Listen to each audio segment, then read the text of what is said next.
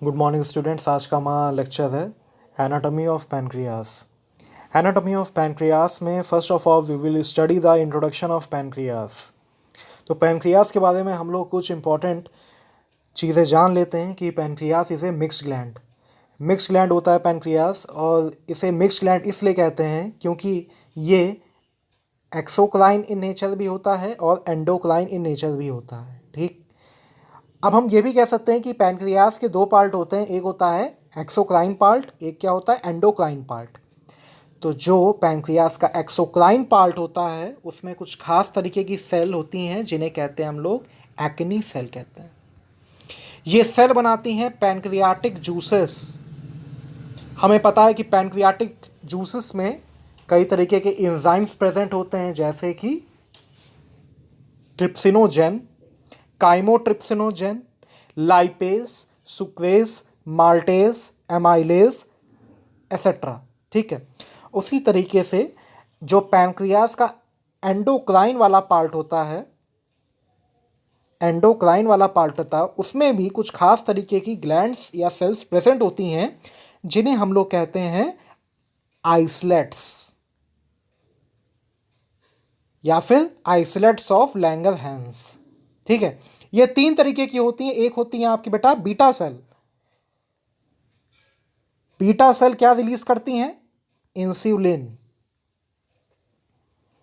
एक होती है आपकी अल्फा सेल जो क्या रिलीज करती है? ग्लूकागन। और तीसरे तरीके की सेल होती है आपकी डेल्टा सेल जो क्या रिलीज करती है? डेल्टा सेल रिलीज करती है आपका सोमैटोस्टैटिन। क्या रिलीज करती है? सोमैटोस्टैटिन।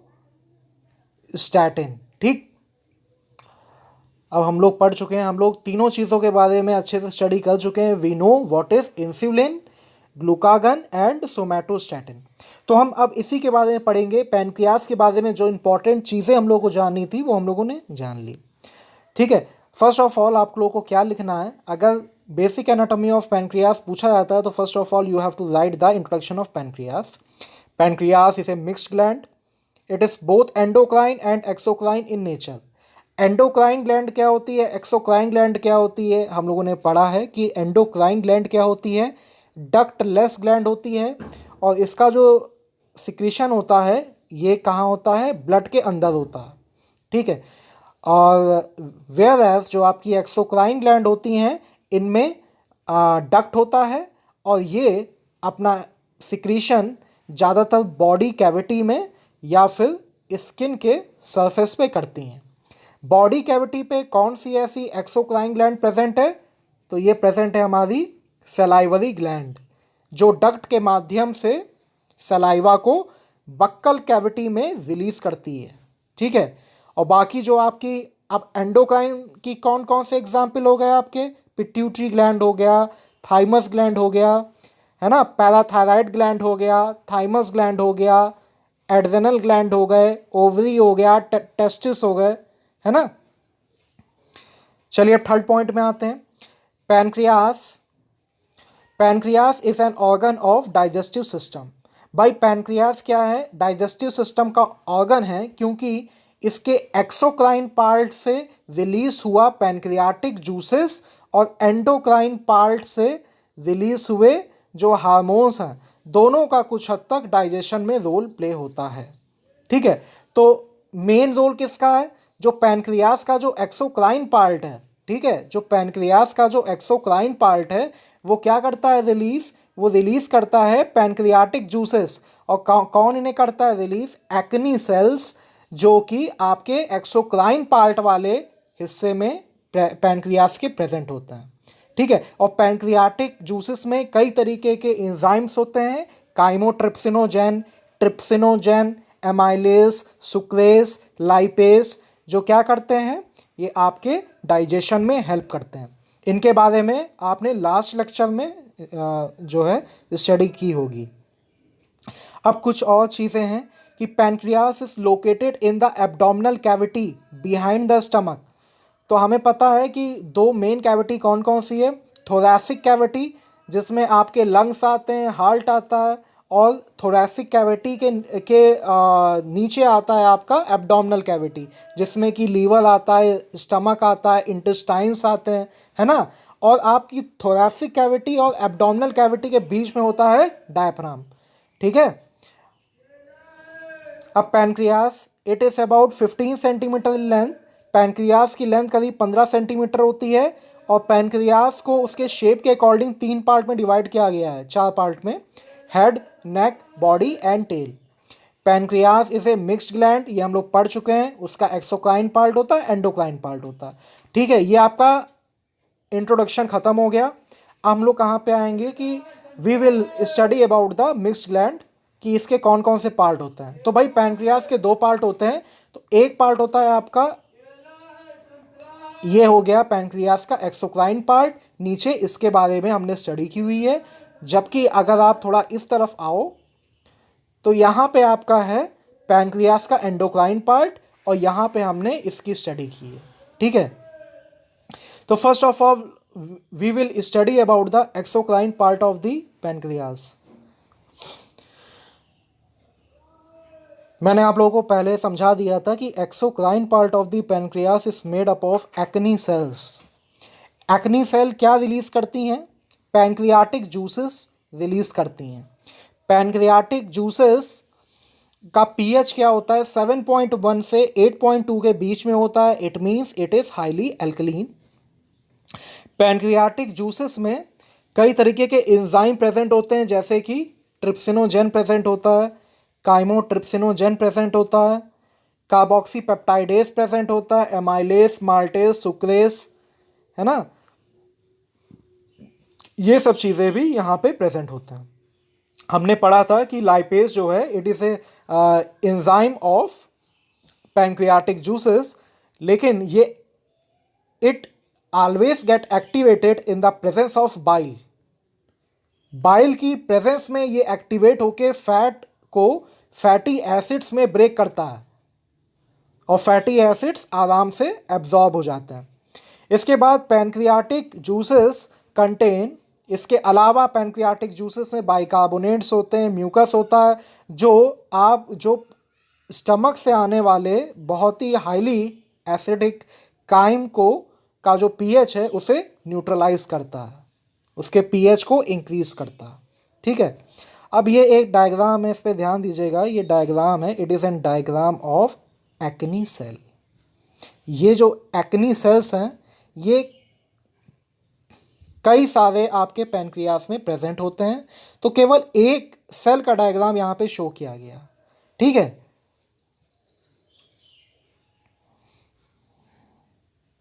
अब ये जो चीज़ है ये एक्चुअली में it is not the part of exocrine, ये थोड़ा शिफ्ट होके आ गई है, तो ये सब आपको इसमें नहीं स्टडी करना है। It is N part of endocrine nature of pancreas.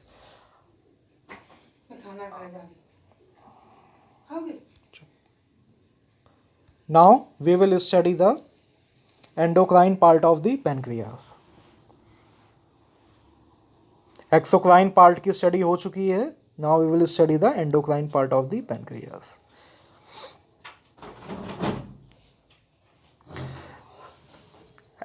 Here, endocrine part of the pancreas is made up of pancreatic islets. यहाँ पे लिखा हुआ है it contain pancreatic islets, ठीक, या फिर आइसलेट्स ऑफ लैंगरहैंस भी इन्हें कहते हैं। 3 तरीके की मेन सेल यहाँ पे प्रेजेंट होती है, जैसे कि बीटा सेल प्रेजेंट होती है, जो क्या करती है? It release insulin into the blood. It release insulin into the blood. What is the role of insulin? Insulin का हमें ये पता था, मैंने आप लोगों को बताया था, insulin cause the Uptake and consumption of blood glucose. Insulin cause the release and uptake, insulin cause the uptake and consumption of blood glucose, ठीक है। मतलब आपके ब्लड में ग्लूकोज के लेवल को ये कम करता है इंसुलिन, और it also help in the consumption of blood glucose by the body cells. Therefore अगर if we take insulin it may cause hypoglycaemia. ये हाइपोग्लाइसीमिया भी इसीलिए कॉज कर सकता है। मतलब कि इंसुलिन क्या करता है, आपके ब्लड में जो ग्लूकोज प्रेजेंट है इसकी अपटेक करा देगा बॉडी सेल से। बॉडी सेल क्या करेगा, इसे कंज्यूम कर लेगा, जिससे आपके ब्लड में ग्लूकोज का लेवल कम हो जाएगा और पर्सन में सफ़र फ्रॉम हाइपोग्लाइसीमिया।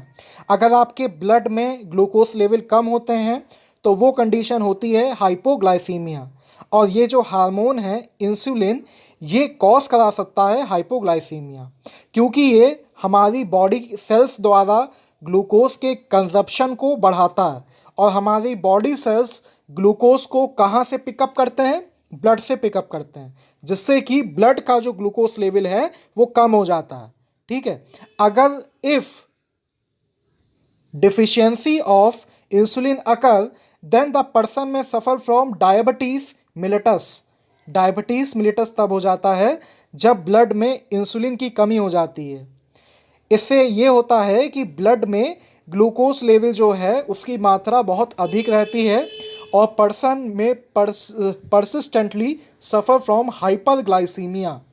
इससे ब्लड का वॉल्यूम कम हो जाता है और ब्लड की विस्कोसिटी भी बहुत हाई हो जाती है, जिससे आगे जाके मल्टीपल ऑर्गन फेलियर होने का खतरा हो सकता है।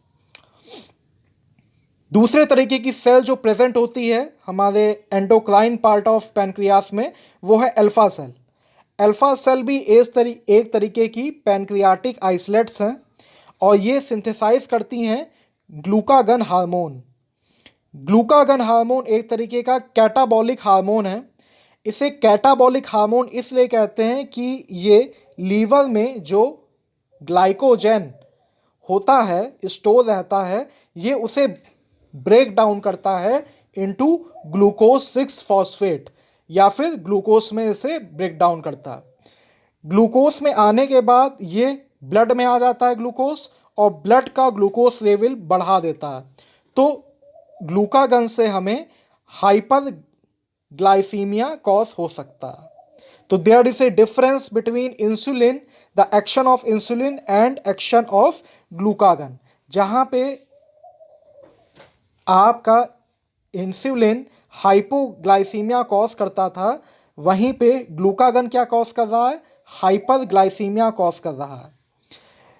Glucagon promote glycogenolysis.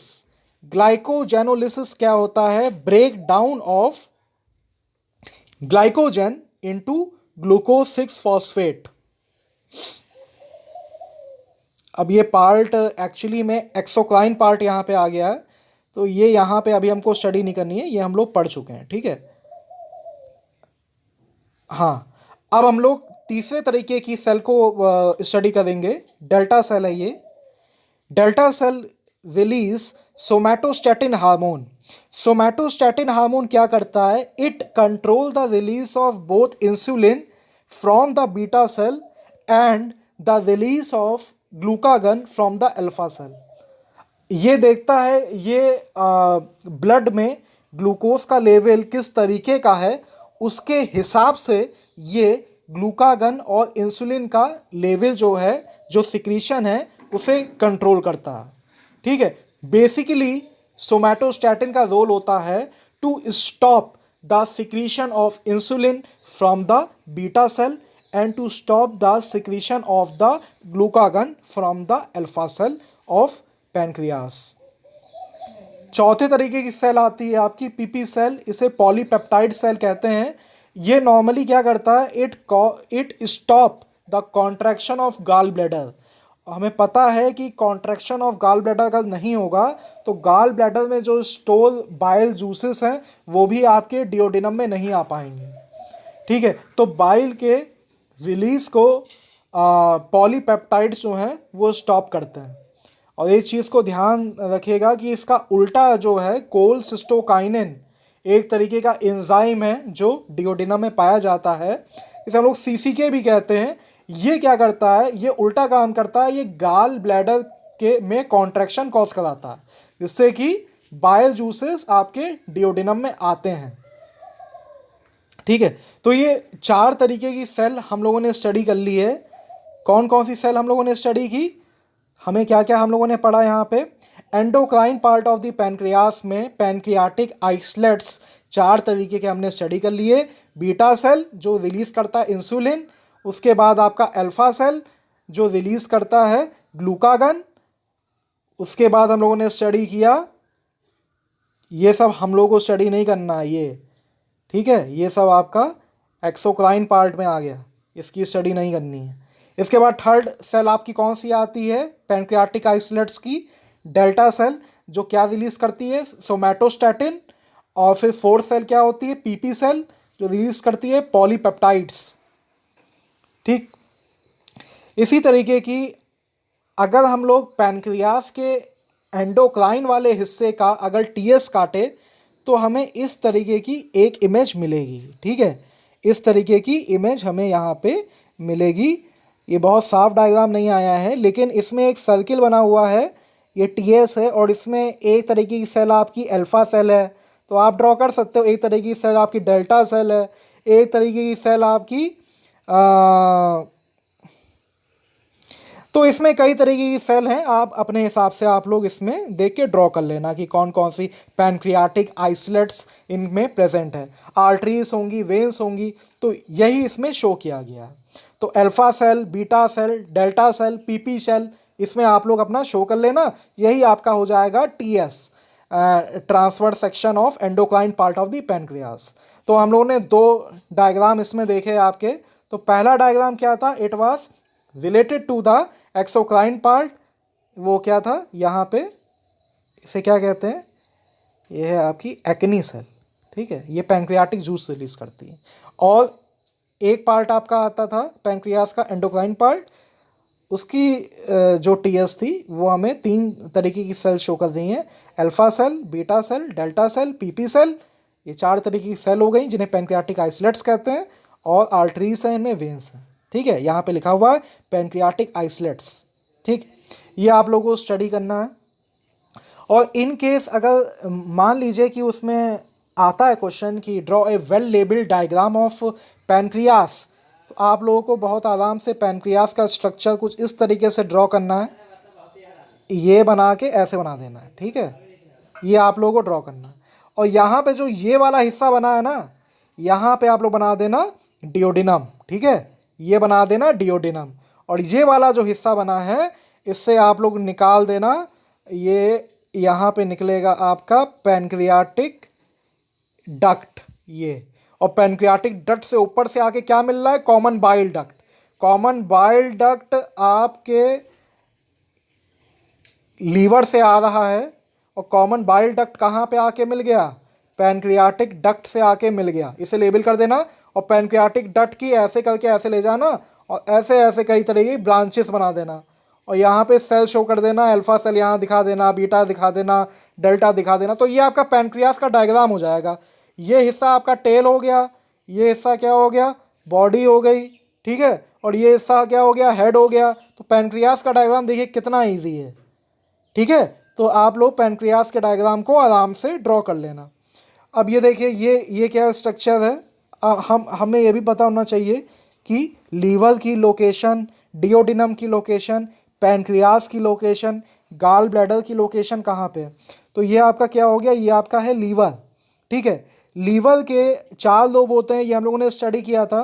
तो एक लोब होता है जिसे कहते हैं क्वाड्रेट लोब, छोटा लोब होता है, और लीवर के नीचे की तरफ ये लोब होता है। इस लोब से अटैच रहता है गाल ब्लैडर, ये गाल ब्लैडर है।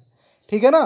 तो लीवर के जितने भी लोब्यूल्स हैं उनसे आते हैं आपके बाइल डक्ट्स, है ना, और बाइल डक्ट्स एक साथ जमा होकर बनाते हैं कॉमन बाइल डक्ट। तो कॉमन बाइल डक्ट की एक ब्रांच चली जाती है गाल ब्लैडर की तरफ जो बाइल को स्टोर करती है, और एक ब्रांच कहाँ चली जाती है? आपकी पैनक्रियास की तरफ।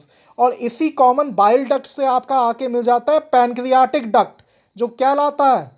पैनक्रियाटिक जूसेस लाता है, जिन्हें कौन बना रहा होता है? Acini cell, exocrine part of the pancreas बना रही होती है। और ये दोनों डक्ट आपस में मिल के कहाँ ओपन होते हैं? ये ओपन होते हैं आपके डियोडिनम में। डियोडिनम का पीएच जो है ये क्या कर देते हैं? हाईली एल्कलीन कर देते हैं। और डियोडिनम को कई तरीके की डाइजेस्टिव एंजाइम्स भी देते हैं, जैसे कि पैनक्रियाटिक जूसेस में क्या क्या प्रेजेंट है? पैनक्रियाटिक जूसेस जो पैनक्रियाटिक डक्ट ला रहे हैं उनमें काइमोट्रिप्सिनोजेन, ट्रिप्सिनोजेन और सुक्रेस, माल्टेस, एमाइलेस, ये सब एंजाइम्स प्रेजेंट हैं। और जहाँ आपका जो गाल ब्लैडर से जो आ रहा है लीवर की तरफ से, जो आपका कॉमन बाइल डक्ट आ रहा है, वो क्या ला रहा है, वो बाइल ला रहा है।